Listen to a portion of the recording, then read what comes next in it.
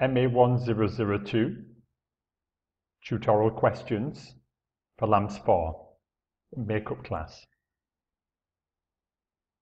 Now, these questions are about diffusion, and I understand that diffusion can cause some confusion. Let's begin by question 4a. Calculate the number of grams of hydrogen that pass per hour through a 6 mm thick sheet of palladium having an area of 0.25 meters squared. Now the key words are pass through. As soon as you know a problem involves atoms passing through a material, then you can only apply Fick's first law. Assume a diffusion coefficient of 1.7 times 10 to the minus 8 meters squared per second. Well, this is quite normal, so we don't have to calculate this. There is a concentration gradient, of course. The concentration at the high pressure side is 2 kilograms of hydrogen per cubic meter, and on the low pressure side it's 0.4 kilograms of hydrogen per cubic meter. Of course, in reality, it would mean that there is a higher pressure on one side and a lower pressure on the other side, and that steady state conditions have been attained.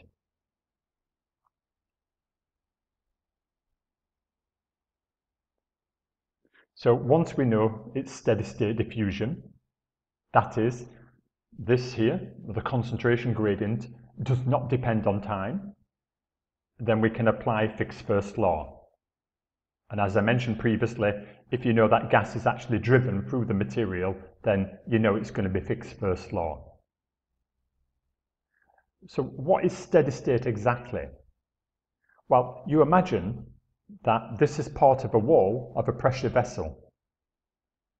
So inside the pressure vessel, we turn on gas and we achieve a certain pressure PA.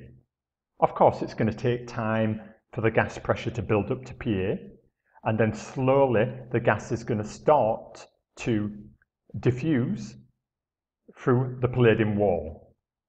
And then after a period of time, you achieve a pressure PB outside of the palladium wall. And again, after a period of time, you've achieved a steady state. Means that the pressure A and pressure B won't change, of course, as long as there is gas remaining. So for this particular question, we've got the diffusivity. We can also calculate the concentration gradient, and we should be able to arrive at a value for the flux. Now, it's important actually to pay attention to your units. So diffusivity is given in units of meters squared per second, SI units, and the concentration gradient, here we've got kilograms per meter cubed, and on the bottom we've also got distance. So actually this point here is x equals 0, and this point here corresponds to the thickness of the material, which is 6 millimeters, or 6 times 10 to the minus 3 meters. So you go through this now, and you get a value of the flux of about 4.5 times 10 to the minus 6 kilograms per meter squared seconds. Now, this is such a strange number. Let's convert to grams. So for every meter squared and every 1 second, we get 4.3 milligrams. So we know actually we're not dealing with 1 meter squared. So we can take the area into consideration, and we know we're not dealing with 1 second. So we multiply by 0.25, and then we times by 3,600 seconds, which is 1 hour. And at the end of the day, we get a value for just the amount of gas in grams, and it turns out to be 4 grams. Of course, this being hydrogen, we know that the atomic weight is 2. Now we know that the atomic weight is 1, so we can actually call this 4 moles.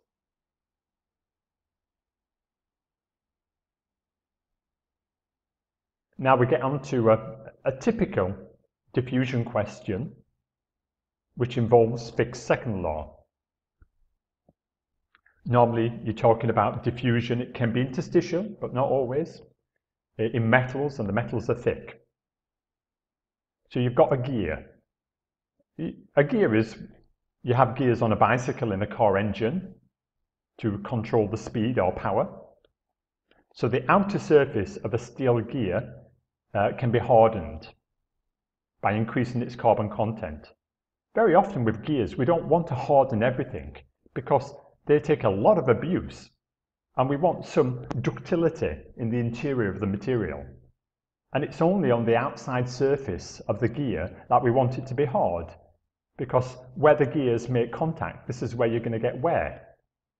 So what we can do is we heat the gear up, we supply carbon, and we can actually get carbon diffusing into the gear. Of course, it's going to diffuse at the surface, and we're going to get a higher concentration gradient at the surface. So a certain heat treatment at 600 degrees centigrade for 100 minutes increases the carbon concentration to 0.75 weight% at a position 0.5 millimeter below the surface. Now, estimate the diffusion time required at a higher temperature to achieve that same concentration at the same position. So really, we don't want the carbon profile to change. All we want to do is we want to do the process at a higher temperature, maybe to improve productivity, that is, to reduce the amount of time. Now, in this course, actually, we only consider one solution to Fick's second law, and it's described by this expression here. On the left, we have the concentrations, and on the right, we have a mathematical function relating the diffusion distance, the diffusivity, and the time. So Cx is the amount of carbon which has managed to diffuse to a position x in the sample. C0 was the original amount, in this case, of carbon in the steel, and Cs is the surface concentration of carbon. And we can plot this out, and this would give a certain diffusion profile at a time t. As you might expect, for a constant source, there's going to be more carbon near the surface, and as we progress inside the material, we eventually get to a position where there isn't enough time for any carbon to actually arrive. So we can describe it by this expression here. Now, interestingly enough, we can change D1 and T1 in such a way that we achieve the same profile. You remember, in this particular problem, we don't want to change X. We don't want to change the surface concentration, and we don't want to change Cx. So in this case, to make that happen, D1, T1 must be D2, T2. So again, let's just look at this in more detail. As the left-hand side of the error function equation, which describes the concentrations, is constant, then the right-hand side of the error function equation must also be a constant. So we have error function x over 2 root dt must be a constant. Now, we already know that actually if the error function is a constant, then the argument is a constant. We can get rid of x because that is also a constant. So dt must be a constant. So for the two set of concentrations to be the same, we must have, in this case, the diffusivity at 600 degrees centigrade times 100 minutes must be equal to the diffusivity at 900 degrees centigrade times the time T2.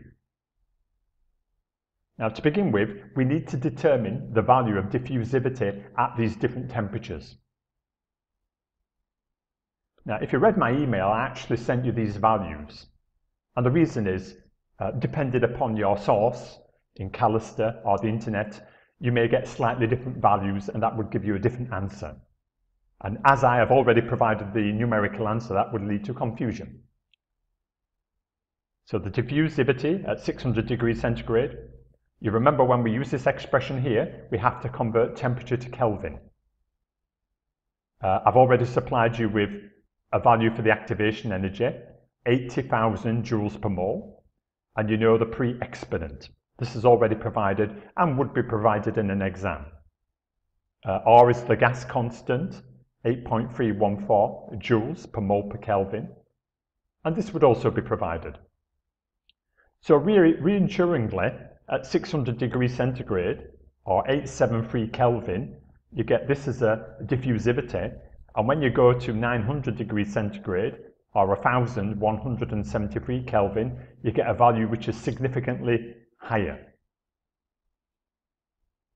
So let's do a reality check to begin with. And now just a little bit of algebra. We can rearrange and do this calculation, make sure that our units match up. So here we've got time in minutes. We're calculating time in minutes. We put the diffusivities in, and we get a value of about, actually, just a little bit under 6 minutes, which is quite incredible. So you think about your process for actually driving carbon into the gears. Previously, it took you almost 2 hours. And now it takes you, for one cycle, it takes you 6 minutes. So your productivity can actually go up by almost a factor of 10. Thank you. If you have any questions related to diffusion, then please email them to me, and I would be delighted to respond. Thank you.